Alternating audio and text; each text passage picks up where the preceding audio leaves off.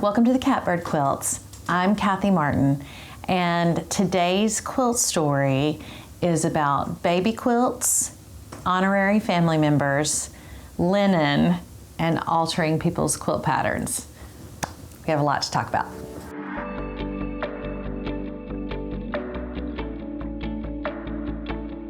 So I've mentioned that we have lived different places if you've watched my other videos. And part of what drew us to different places was my husband was in ministry for many years. And when you're in ministry, you make connections with lots of people, and especially if you're in youth ministry and work with teenagers. And so that's what we did for many, many years. And through that, we have picked up a lot of honorary family members. We have had people who have been like mothers to us. We've had friends, and we also have honorary children in lots of different places. And one of those honorary children is a guy by the name of John. And John is so beloved to our whole family. He has been with us. We haven't been with him. He's been with us since he was 16. At first, he was very reluctant to open up, and then he just started coming to our house and hanging out with us when he was a late teenager. And we adored John, and John just started feeling at home with our family and became there's really no other description than just honorary family member. He was like a son to us in many ways. And he went on to college and started dating one of his best friends named Abby from high school. Of course, we loved Abby because we loved John, but we love Abby just in her own right. And then they went to my alma mater, which is Auburn University, and dated and got married. And that was fantastic. And we have taken her in like she's an honorary daughter. And so we just love them. And they recently bought a house and then got pregnant, and we're gonna have a baby. So that's like the best of everything because we just think the world of them. So we went to their house to see the nursery, and Abby's taste in nursery, she wanted something calming. She wanted the room to be soothing and calming. And I love that. I love that idea of where our baby sleeps and where we spend our time. Changing diapers and nursing is an environment that is soothing. And I walked in her nursery and just went, oh, it just really was. So it's light tan and beige and white. And it's like when you go to a spa and the colors are neutral and there's like maybe a sound machine or water running. I don't know, but it had that feel like, oh. Abby happens to be in healthcare too, so we have a lot in common, and I think that's part of why she wanted her nursery and their home to be restful and peaceful, and it is. And so when I started thinking about making a quilt for them, I wanted it to have that feel. But because their nursery is so neutral, I felt like I wanted to put a little oomph, put a little blue, maybe a little something into this quilt, because I didn't know if I wanted them to use it, but I didn't know if it would be something that they throw over the crib or throw over the glider, and I wanted it to have just a little color. So my eldest daughter got in on the act because she loves babies and loves John and Abby. And so I started looking for a pattern. And so I found this pattern, and the name of the pattern is Meadowlark by Penelope Handmade. And it is just a beautiful marriage of modern and traditional. It looks great in every colorway. So it really is a well-designed pattern. And the baby size was a quarter of the full bed size quilt. And it's beautiful, but it didn't have the feel of the whole pattern. I should probably stop and show you the quilt. So here's the whole pattern. There's the quilt. The baby quilt design was just this one section, and that is beautiful. But when you look at the whole thing, it just has a different feel. So what I did, I thought about this for a long time. Like, I want to do the whole quilt, but the whole quilt was bed size, which is like 80 something inches. And a baby quilt is generally in the 40 inches wide. And so I got to thinking about it, and I was like, I think I can just cut the piece size in half and it will be perfect. And so what I did, I altered the pattern and I made the whole quilt in miniature. And so each of the pieces is like a postage stamp quilt. And so it's, imagine just doubling the size of this, doubling the size of the pieces, doubling the size, actually, is that right, double? And that's what the whole bed quilt was. And I Instagram messaged Jennifer Jones, who's the creator behind Penelope Handmade, like, hey, I'm gonna make this in miniature with the postage stamp size. So each of the pieces is an inch after it's been sewn. So the pre-sewn pieces were an inch and a half. And I wanted to put it on Instagram, and I wanted to use her hashtag, and I wanted to tag her in it because I want her to get the credit for this gorgeous quilt pattern. But I knew I had altered it pretty stoutly. She's great about it, and thought it was beautiful. And so we got the pattern plan together, and then because I'm me, I wanted to challenge myself and do the top exclusively men's dress shirts. I didn't want to go get a fat quarter and integrate it in or try to pull it together. And it felt like the perfect time because their nursery was so neutral, and I had a light tan twill, large, very large shirt, and I had a white linen men's shirt that I was pretty convinced would make a good background. And then all we had to do was come up with the rest of the colors. So my daughter and I, not the colorist, the free spirit who goes with me to the thrift store, so this was outside of the box for both of us. I laid out all the blues that I thought would work, all of my blue shirts. And we started with the navy. I guess I think I do that a lot, actually. I start with the navy because it's navy with white polka dots, which is my other favorite thing. And we picked the remaining two blues. So it's a real muted, also the medium one with white polka dots is kind of a muted blue. It almost looks like linen. It's not, it's cotton. And then there's a light blue stripe, and then that's really it. And I have discovered in this process that having a limited color palette can really enhance the beauty of the quilt. So, and because the pieces were so small, I was able to use one shirt for each, and actually I had a ton left. And I did the cutting, and my daughter got in on it with me and sewed the strips, which we then sewed the strips to each other to make the block, and then sewed the blocks together.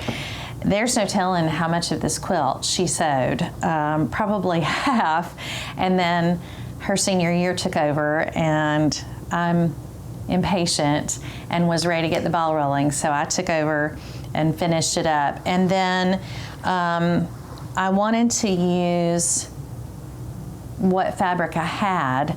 And I had another quilt that I made that I used this micro tan gingham, and I had a fair amount of it left. And so that's what I used for the back. It's just a really teeny tiny gingham check on the back.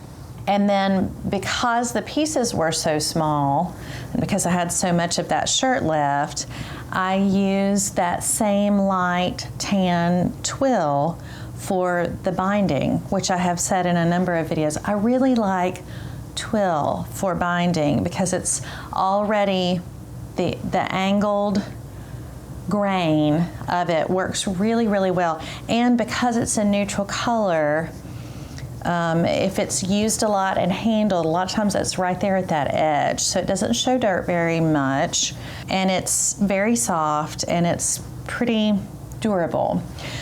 So this was the first time I had really worked with linen. And if you watch my linen video, I talk about some of the challenges, trying to cut it on the grain, trying to keep it straight.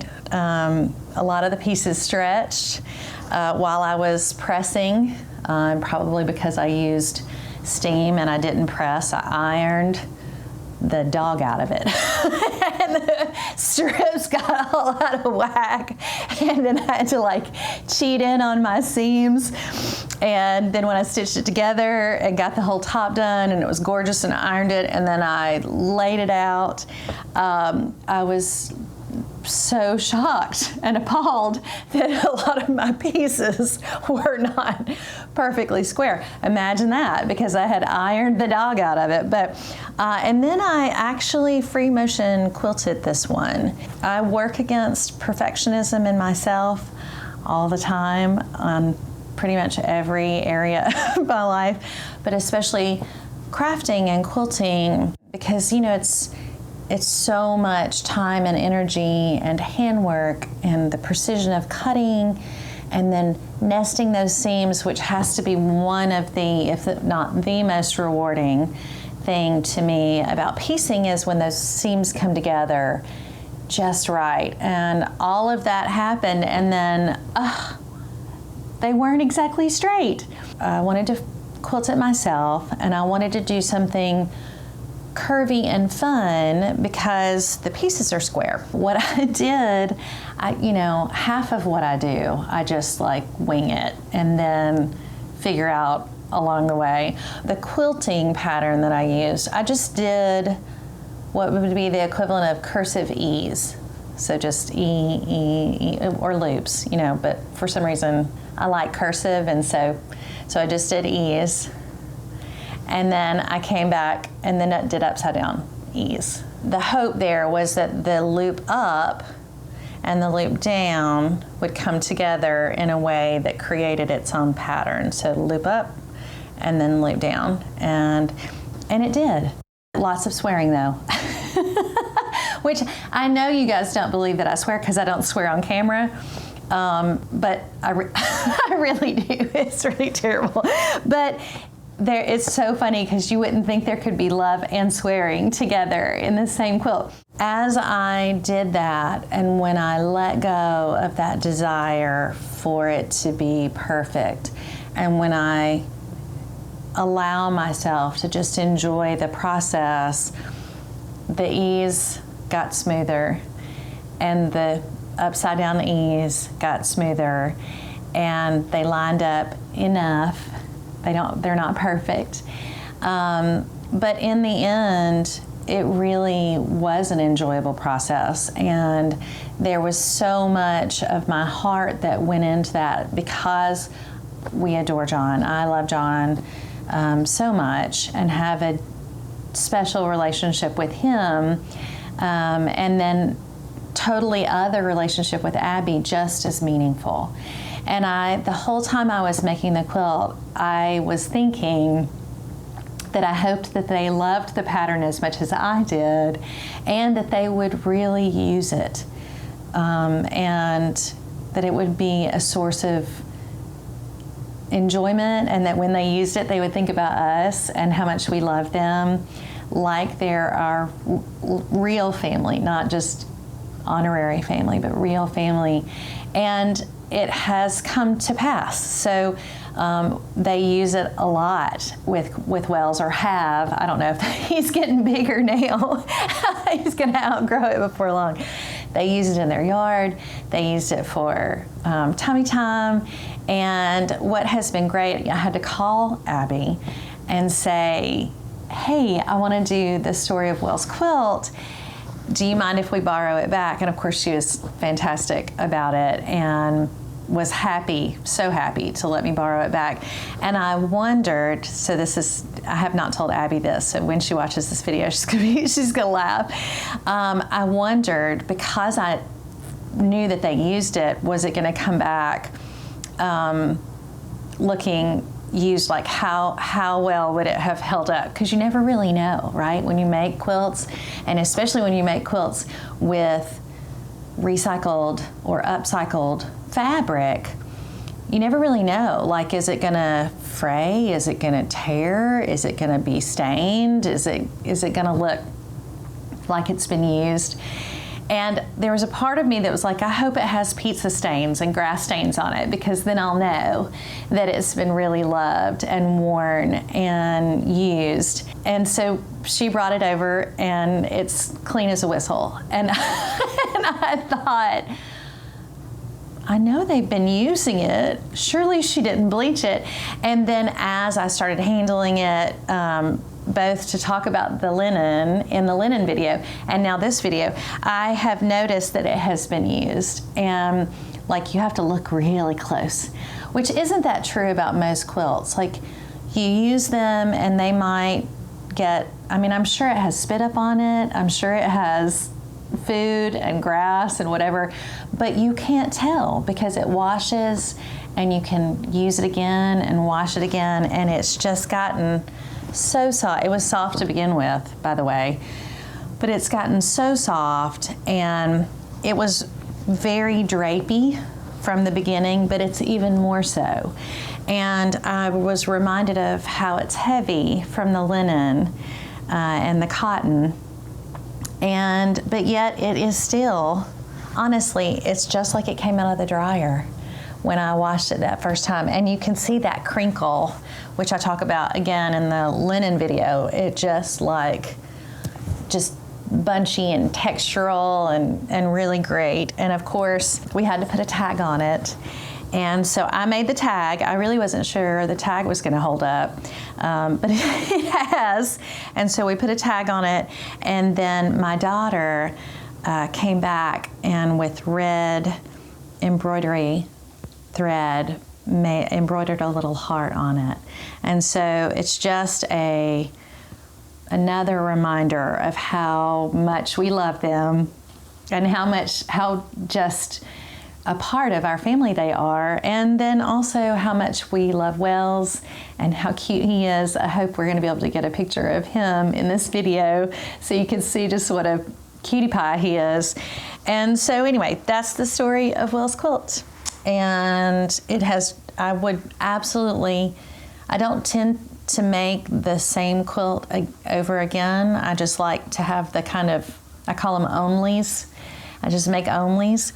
But oh boy, I love it so much. I really want to make another one. Not exactly like this. And thank God, because all these shirts are gone now, so I couldn't even if I tried. But it just, to me, is like, it's like the perfect marriage of fabric and quilt design, and then I altered it to make it work the way I wanted it to, and then put all the love in my heart into it. So that's the story of Wells' quilt. I'm Kathy Martin. This is the Catbird Quilts. Thank you for watching, and I hope you're inspired to make something beautiful and useful for somebody that you love.